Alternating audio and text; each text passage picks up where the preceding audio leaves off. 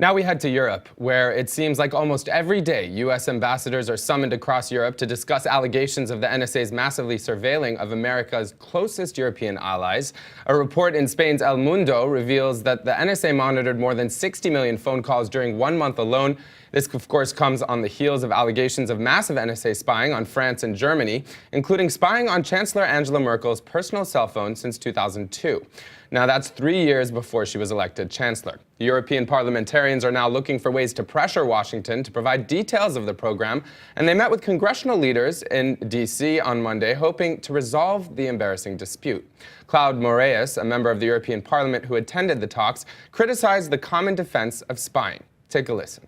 Many of my colleagues are very angry, are very disturbed that friends are spying on friends. And of course the stock answer is, well, spying occurs anyway. Well, if that's the case, then, I think you have to register the anger of my German colleagues and others who don't feel that that should be the case. And now it seems that the United States could lose access to an important law enforcement tool used to track terrorist money flows, German officials said on Monday. Germany also cited last week's non-binding resolution by the European Parliament to suspend the post-9/11 agreement, which is known popularly as the SWIFT agreement. Now, it allows America to access bank transfer data to track the flow of terrorist money. The German Justice Minister Sabine Lüther-Schnarrenberger said the deal was being used by Americans to gather economic intelligence, not just terrorism intel.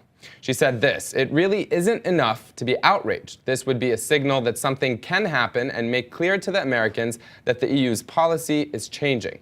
But suspending the agreement would require approval by an overwhelming majority of the 28 European Union countries.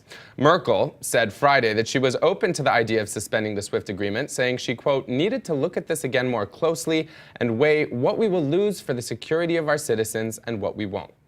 Now, meanwhile, the White House, which has called for an investigation, still insists that spying is a critical national security tool. Being done here saves lives and protects the United States and protects our allies and protects Americans stationed in very dangerous places around the world. So, if I'm not mistaken, what he's saying is that we have to keep our allies safe by spying on our allies, just to be clear.